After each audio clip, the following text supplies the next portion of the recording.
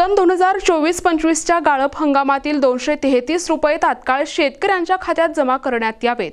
तसेच ऊस उत्पादक शेतकऱ्यांना ऊसाचे वजन कारखान्याव्यतिरिक्त इतरत्र करण्यास परवानगी देण्यात यावी या मुख्य मागणीसाठी स्वाभिमानी शेतकरी संघटनेने जालन्यातील बागेश्वरी या खासगी साखर कारखान्यावर धडक मोर्चा काढला आहे।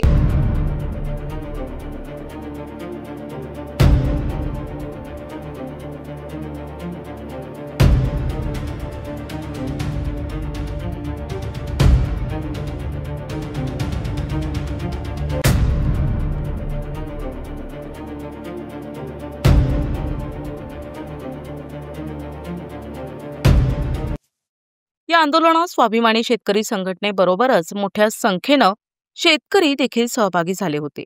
या आंदोलनादरम्यान कार्यकर्त्यांनी जोरदार घोषणाबाजी करून बागेश्वरी साखर कारखान्याचा परिसर दणाणून सोडला। यंदा ऊसाला प्रतिटन 3200 रुपये भाव देण्याची मागणीही स्वाभिमानीच्या वतीने करण्यात आली आहे।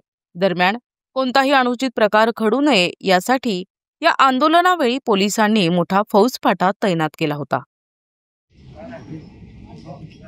परतूर तालुक्यातील बागेश्वरी साखर कारखाना अर्थात श्रद्धा एनर्जी प्रायव्हेट लिमिटेड या कारखान्याने मागील वर्षीचे 233 रुपये शेतकऱ्यांची एफआरपी थकवलेली आहे। थकीत एफआरपी असताना सुद्धा चालू हंगामात या कारखान्याला गाळप परवाना मिळतोच कसा, हा मोठा प्रश्न आहे। साखर आयुक्त कार्यालय सांगतं की या कारखान्यावर आरआरसीची कारवाई झालेली आहे।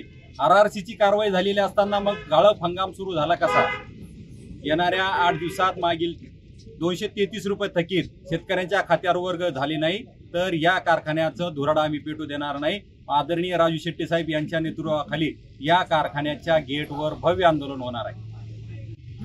परतूर तालुक्यातील बागेश्वरी या साखर कारखान्याकडे जवळपास 284 रुपये थकीत आहेत आणि मागचे 233 रुपये थकीत आहेत एफआरपी मधले।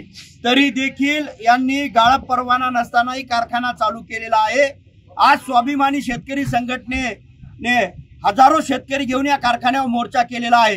येत्या 8 दिवसामध्ये उर्वरित एफआरपीची रक्कम जर शेतकऱ्यांच्या खात्यावर मिळाली नाही तर आदरणीय राजू शेट्टी साहेब येऊन इथे चक्काजाम आंदोलन आम्ही केल्याशिवाय राहणार नाहीत आणि चालू हंगामातील 3200 रुपये भाव डिक्लेअर केला तर हा कारखाना सुरळीत चालू देणार, अन्यथा कारखाना आम्ही बंद पाडणार।